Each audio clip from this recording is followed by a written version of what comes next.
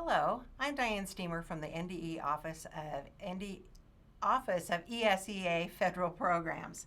I am the administrator for another few weeks, and then we will be transitioning to someone else as I move into retirement. So if you are here to learn about the 2019-20 ESSA Consolidated Application, you're in the right place. There are 63 slides. Don't panic. I'm not going every one in depth, but we are going to go over some of the changes that have taken place, and really this presentation is to give you some information to help you when you are completing the 2019-20 ESSA Consolidated Application. Obviously, the first place you're going to go is to that GMS login page, and the link is here on this page, but if you have been around a while, I'm sure you have that bookmarked and know exactly where to go to get logged in. To create an application, you will go to the ESSA Consolidated Application, which is listed under Formula Grant. To begin, you're going to select Create, and you can see that that is highlighted here on the screen. Logging in after you have created the application, again, you'll go down, you'll find that ESSA Consolidated Application link, and then you are going to either click Open or you can click Review Summary. By clicking Review Summary, you are going to be able to see the checklist, which is the things that NDE staff look at when they are reviewing your application. And here's a screenshot of what that looks like. You can select either the NDE reviewer or the NDE leadership. It doesn't matter, you're going to get the same view no matter which one of those you select. So just kind of an overview of what the application looked like.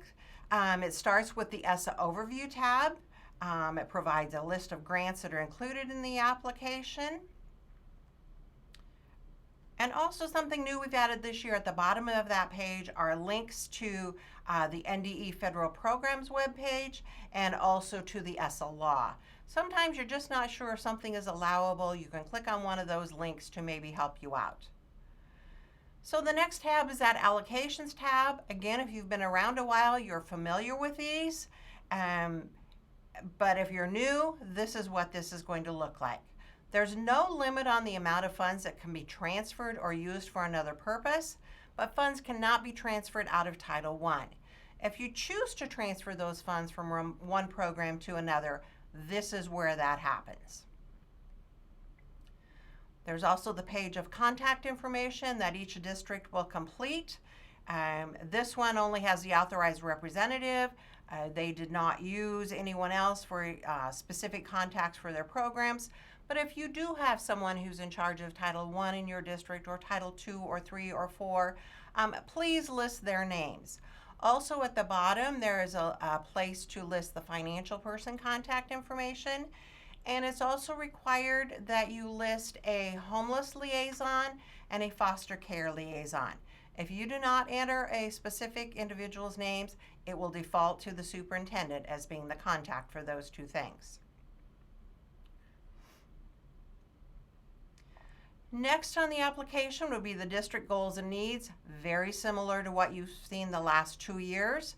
There are 3 tabs of goals. The first one, goals 1 through 3 and 4 through 6, and the last one, 7 through 9. Goals 1 through 6 are focused on the ACOS tenets.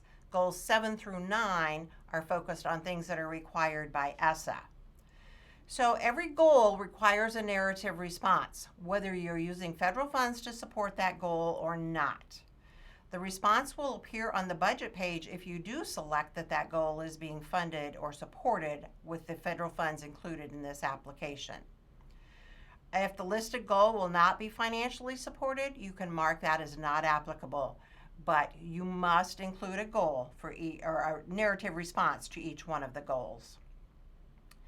Goal 9, we've added a little something to that this year. Every applicant must complete this goal, and enter a goal if there's a non-public school within the boundaries, or if you have a student residing in your boundaries that attends a school and receives Title I services. Again, if it's not applicable, you have no non-public schools associated with your school or students attending, you may just mark it as not NA. So you will select a funding source, and again, NA can be marked there. New for this year. If a non-public school located within the boundaries of a public district is participating in Title 2A and 4A, but the public district said they were going to participate, we have to have something in writing from those non-public schools that say they agree with transferring the funds from, say, Title 4 to Title 1, or Title 4 to Title 2, or 2 to 4, whichever way it is. So just make sure that that has to be uploaded if you are transferring funds. If you're not transferring funds, then it's you don't need to do anything with this. Every district needs to have someone sign the assurances, and those are the assurances for all of the grants included in the application, and plus a lobbying and debarment agreement. These must be signed before running the consistency check before you submit the application. This just talks about opening up pages if the application is returned for changes. This is where you start. You go to that page lock control to unlock either an entire section or certain pages within the section of the application that need to have changes. Going through the remainder of the application, there are the grants guidance pages. This just provides an overview of what each grant's purpose is. Every grant also has program information pages, and this is where you will enter narrative responses to the questions for the grants for which you are keeping funds or that you have not transferred funds to an ESU. Talks about the budget codes, same as in the previous year. 100s, 200s is where we see a lot of Title I for salaries and benefits. We also see a lot of these other things. You know the financial coding changed last year, so there's a link at the bottom of this slide where you can find those codes listed for you. As I mentioned before, when you enter a goal and you select a funding source, that goal is then transferred to the budget detail page. So if there is a goal, you need to enter something on that budget. If it's left blank, you will get the application back and have to enter something or remove the funding source for that particular goal. So staff salaries budgeted in the 100s must match the staff salaries that we see on the staff pages. We also encourage you that if you're budgeting funds in the 100s, that you also budget funds in the 200s. Not required, but highly recommended. The reason it's not required is sometimes you may be paying a salary of a teacher for, let's say, class size reduction with Title 2A or a Title I teacher. Maybe all you have is $40,000 and it's all going to salaries, and there's not enough remaining funds to pay for benefits that you're going to pay that out of district funds. That's okay, we understand that. If there are adequate funds to pay for both salaries and benefits, we really encourage you to spend both out of federal funds. Nothing's entered on the budget summary, and that's where everything from that budget detail is just combined into one place so you can see how your total funds are being spent for that grant. There are two staff pages, just like we've had in the past, the instructional staff and the non-instructional staff. On the instructional staff page, you're going to enter the name of that staff, and if it's going to be used for stipends, you may just enter stipends because at this point, you may not know who's going to receive those stipends.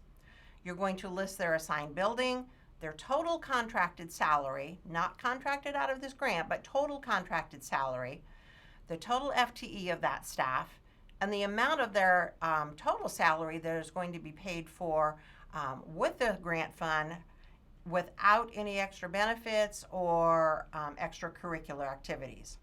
Non-instructional, similar. You're going to list that non-instructional staff name, the name of their assigned building, the FTE of that staff time, and the amount of salary, again, paid with that grant. And just that reminder on the bottom that the staff salaries that we see here the total should match what we see on the budget page. Talking a little bit about equipment and capital assets. Only equipment that has a unit cost of $5,000 or more can be budgeted in Object Code 700, and those items would be included as capital assets. Operational equipment costing less than $5,000 would be budgeted in Object Code 600 on the budget detail, and they would be listed on that operational equipment page. Just a definition of what equipment is. You can come back and look at the PowerPoint after this presentation, and the PowerPoint will be available for you to download. So then we go to program-specific pages. We're going to talk first about Title I. There are two program information pages. Page 1 talks about the general information about the Title I program. Page 2 are those additional questions that we added in the 18-19 school year, and basically these are required by USDE or required by ESSA as far as your plan. So that you wouldn't have to submit a separate plan, we've included everything in the application to keep you from having to submit one more plan to NDE. Just a listing of what those questions are. And again, you can come back and read those. I'm not going to go through those at this time. So in the Title I section, there are steps in the targeting steps. Targeting 1, 2, 3, and then we have targeting served schools, and then the targeting step 4. Targeting for consortia is the same as it has been and no change. So targeting 1, you're going to select the source of data you're using to determine your low-income student count. You're going to enter that month and year when the data was captured. It's always from the previous school year, and I know it's kind of a pain to select the year every time, but you do need to select the year of 2019. So you're going to enter the resident, public, and non-public low-income information for every school, whether the building participates in Title I or not. We need to have that information to determine the poverty of the district as well as the poverty of each building. So the information must be entered just fill in the boxes as they ask for the question. There's no data entered on targeting step 2, but we have added a feature that's been allowable forever, but we finally added it to our system so you can choose whether or not to use public and non-public values for ranking your buildings, or you can use the public only values. It's up to you. You can try it one way, and if you say, oh, I didn't get the results I was expecting, you can go back and click the other way to see what that looks like. So that is a new option. They're highlighted there in green and yellow. Previously, we always used the public and the non-public. That's what we defaulted to. And if you wanted to use the other option, we had to change that behind the scenes. But that should make it a little bit easier for you to be able to choose which way you want to do that. Targeting step 3, you basically just select the method you want to use for ranking. If you're fewer than 1,000 students, you're going to mark one school per grade span. This is really for districts with greater than 1,000 students, but only one grade span. They might have 1,500 students, but only one elementary school, one middle school, one high school. That's who would mark that particular box. And districts with more than 1,000 would actually choose one of those, the last two there, if you have more than one building per grade span. On targeting served schools, we have pre-populated the school-wide information.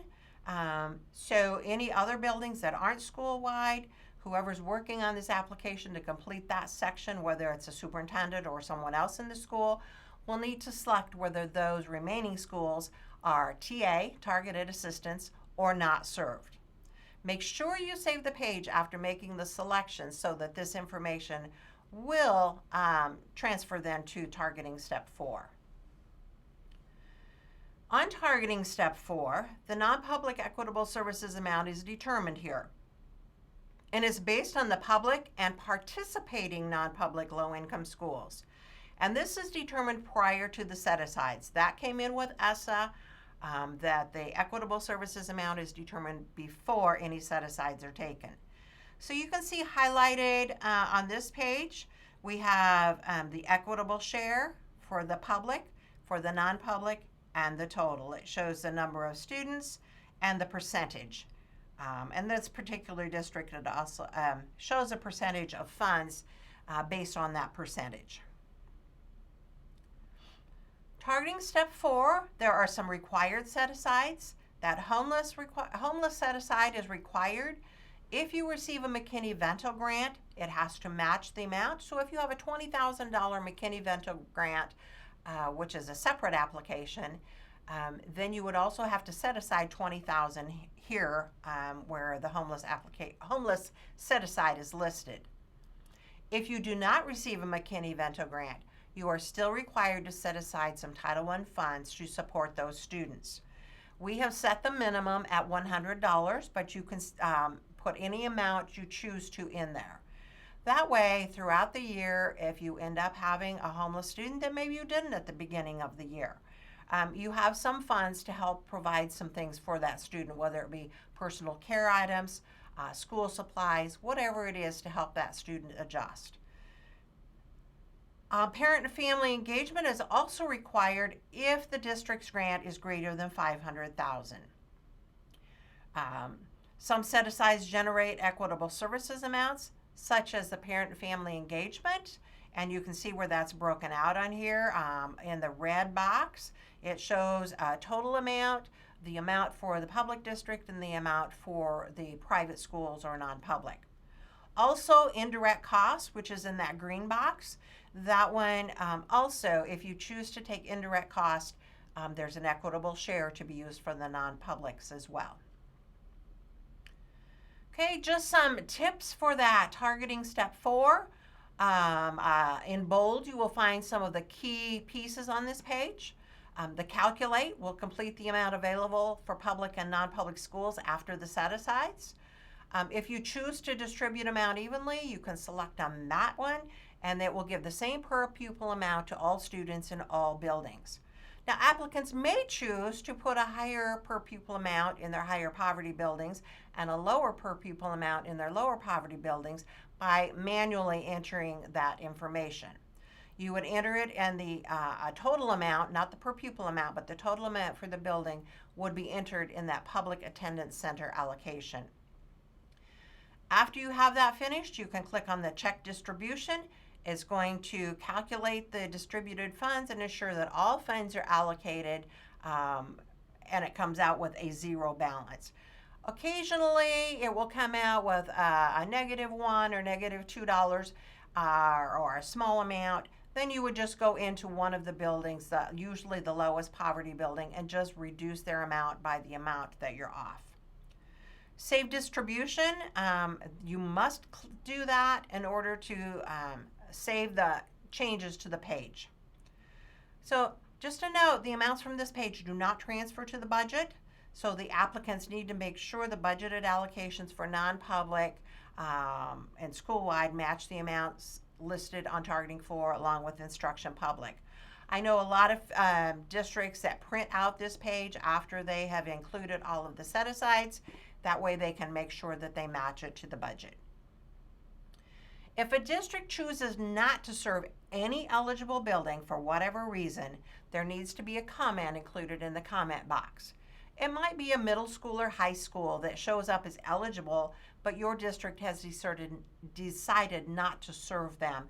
You would just put a comment in the box on the bottom of that page that says something like, the district has decided to focus all Title I efforts in the elementary building, or something similar to that.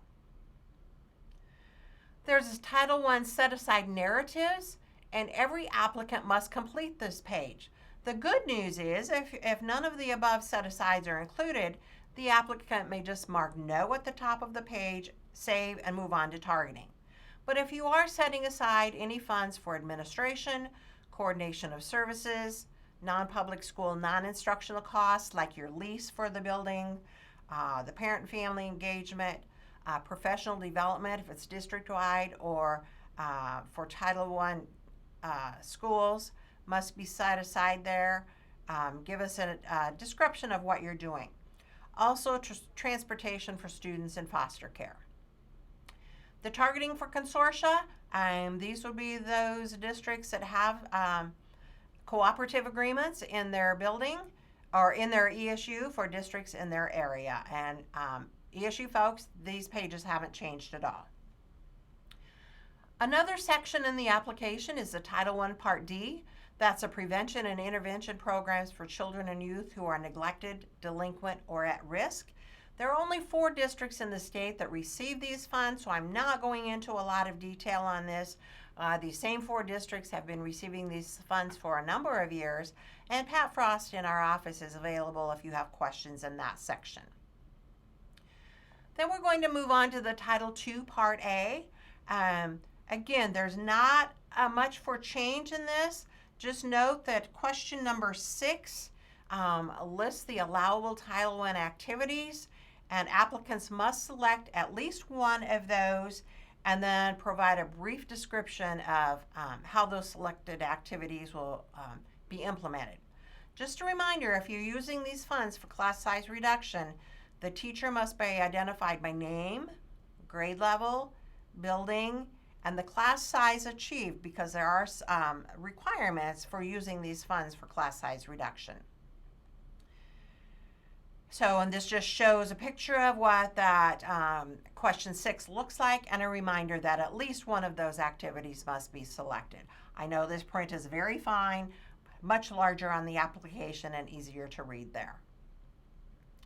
Again, with equitable services, you need to work on this page if you have buildings within your boundaries, non-public buildings within your boundaries that are participating in the Title IIA program. These allocations, different than Title I, these allocations are determined by the enrollment of the buildings, and we use prior year enrollment for both public and non-public schools.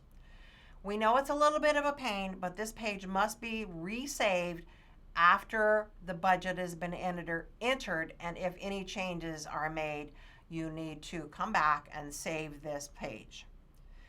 So ESUs having a Title IIA consortium that include non-public schools must upload a spreadsheet including the required information. So that's it with Title II. We'll move on to Title III. Very few changes on this section as well. The limitation on administration is the same as it's always been, 2%.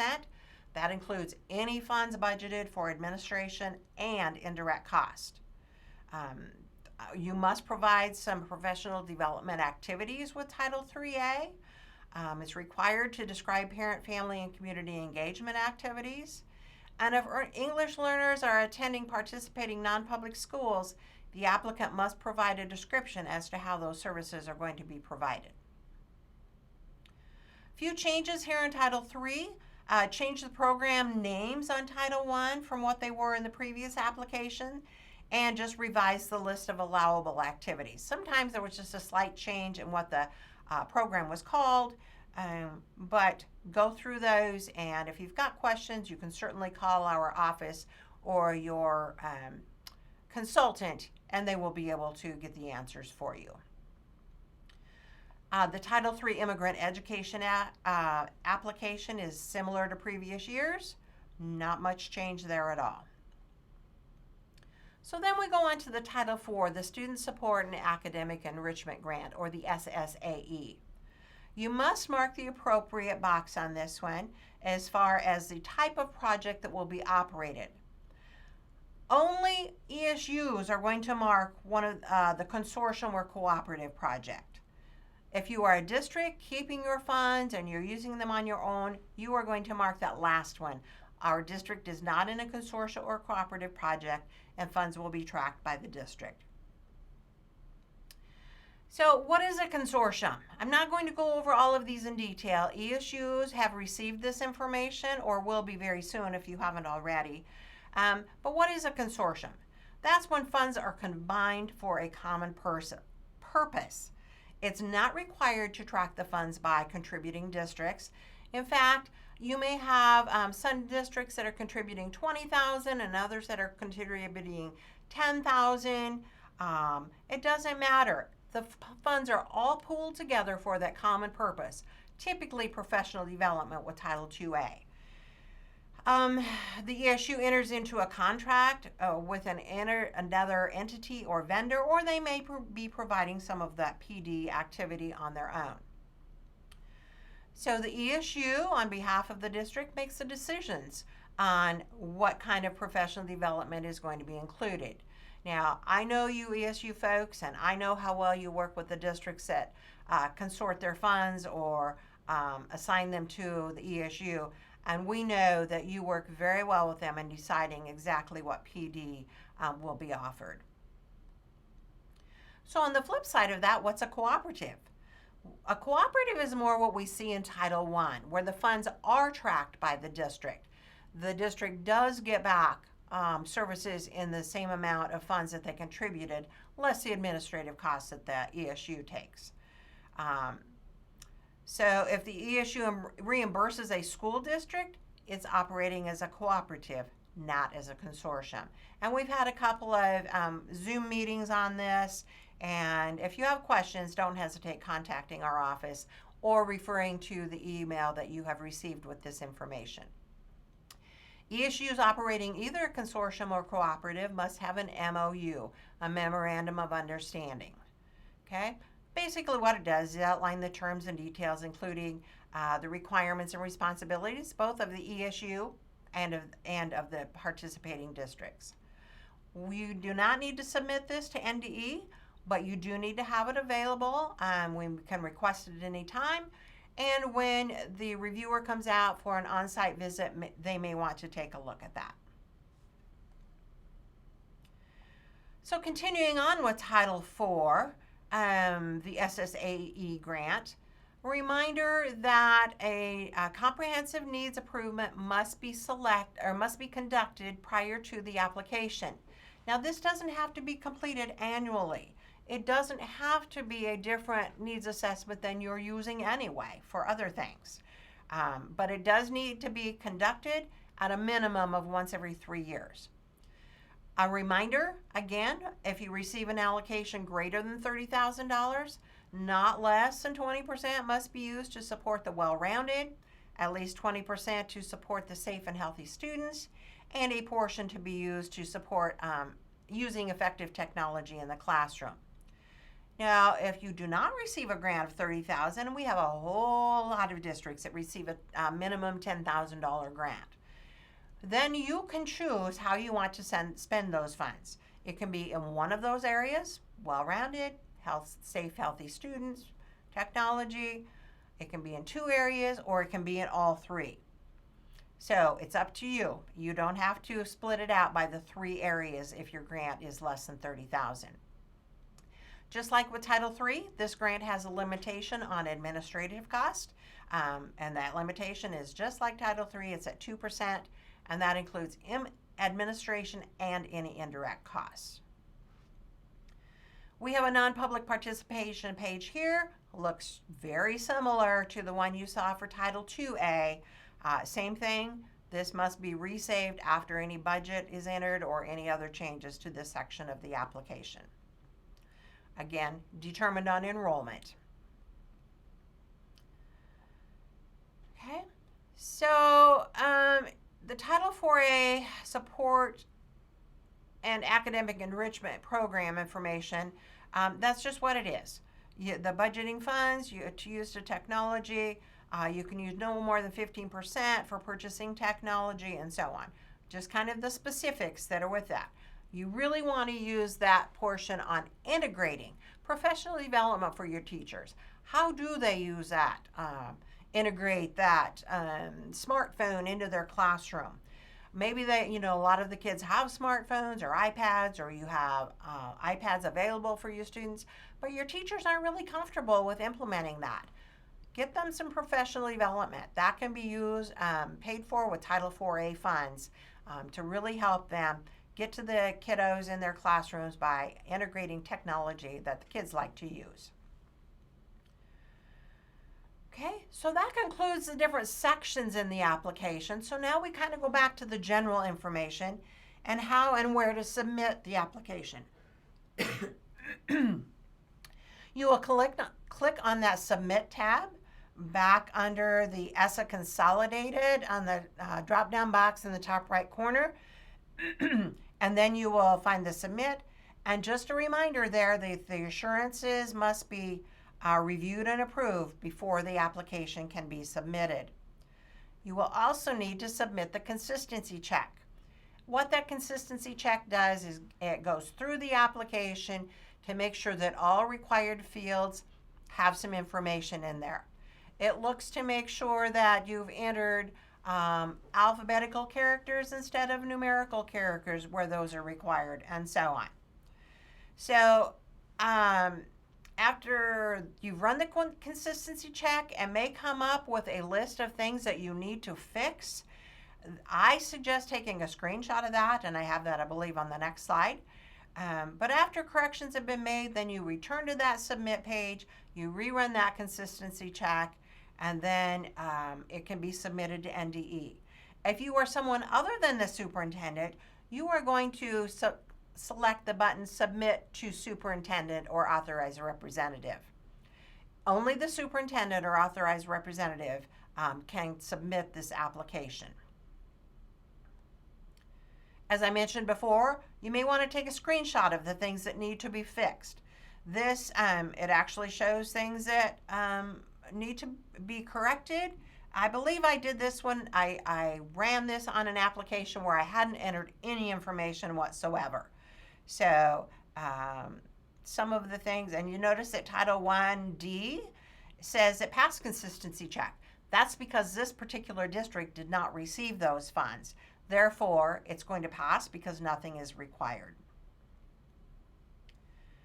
After you have run the consistency check and you need to make those changes, you need to go to that submit page and find that blue box there that says unlock application.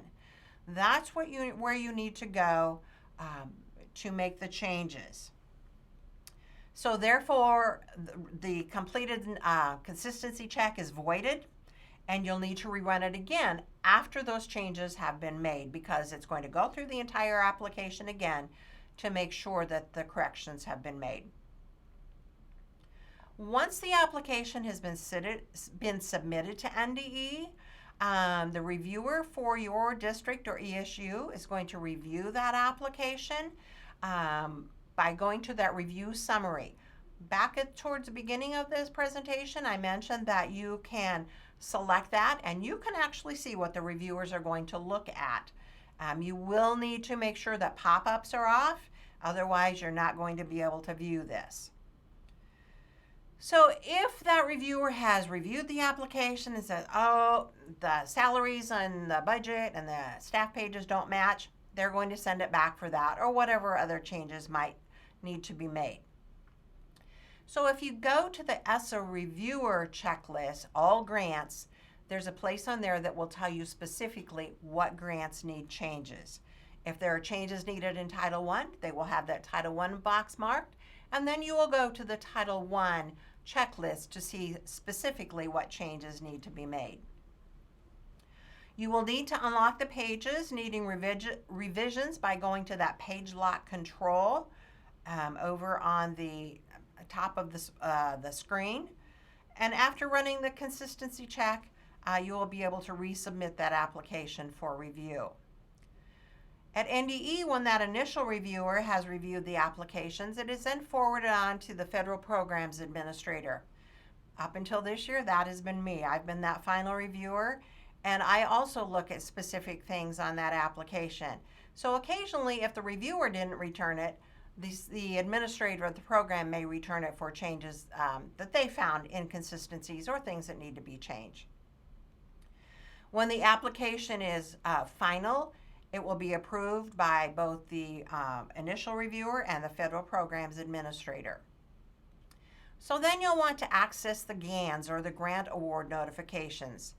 To access them, you're going to go back to that page where you log in. And you see that ESSA Consolidated. This one happens to be on an amendment where I did the screenshot, but it's the same thing for an original application. You see where it says approved, and you see where it says view GAN. You can click on that, and it is going to show you the GAN, or the Grant Award Notification, for every program included in this application.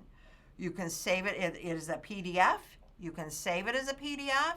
You can download it, you can print it, you can do whatever works for your records to save the grant award notification.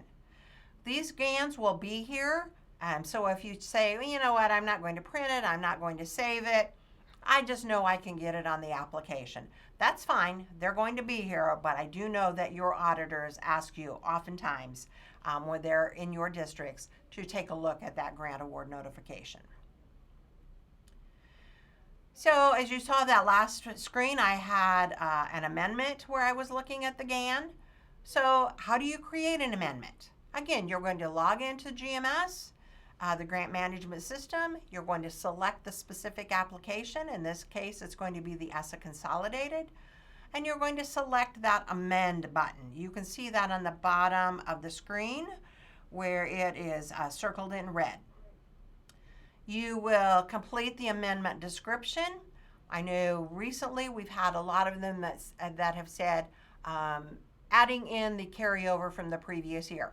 That's a good enough explanation for what we need. We just basically need to know what programs and just a brief explanation. Sometimes it might be we didn't know our summer staff at the time of the application, but their names have been entered now. So here's a list of some resources. The federal programs webpage, it will take you to any of the programs within our department, or within our team, I should say, within our office. There's also a link to the NDE ESSA website. There's a link to the USDE website that, and also tells you where you can find information on the NDE foster care. One of the things that gets overlooked a lot for resources is that instructions link. And you can see this big gold arrow pointing to instructions. That is on every page of the application. And it takes you to the instructions for the entire application. So you might need to do a search. There's a table of contents. If you're working on Title IV, let's say, and you just want to look at that, just click on the instructions table of contents and go to the Title IV section, and it will give you the information you need there. Just a reminder that due dates are due dates, and they are closer than they appear. Right now, we are anticipating that this application will be due around September 12th. We will make sure this information gets out to superintendents. We'll have it in the bulletin. We will send it out to our listservs and so on. But just make sure that you're paying attention to those due dates, because school districts can only request to submit data late or make changes only in extenuating circumstances. Unfortunately, I forgot is not an extenuating circumstance. Flooding, like we had last spring, was an extenuating circumstance where we allowed things to be submitted later than the normal due date. Extenuating circumstance, not just I forgot, I couldn't get to it. Those would not qualify, and you don't want to lose out on your federal funding because you know that you can do great things with those. Some changes in our office. Karen Harden-Kentfield retired in June. Terry Schuster and I are both retiring here in August. And we have new staff. Adrienne Bowen is stepping into the position previously held by Karen Harden. And she will be overseeing the Title IIA and SIG, as well as being a reviewer for Title I and the other programs. Allison Olson is taking on the role previously or currently held by Terry Schuster, and she will be our new Title III director. And Beth Worcester is stepping into my role as the administrator of the Office of ESSA Federal Programs. So lots of changes. Be patient with us. We're still learning, trying to get the new staff trained and up to speed. And you know, anytime you start something brand new, it takes a while to get up to speed. So just be patient with us. Don't be surprised if you're calling one of them and they say, you know, I don't know the answer to that, but I'll get back to you. Because that means they're just going to check to see, and they want to make sure they're giving you correct information as well.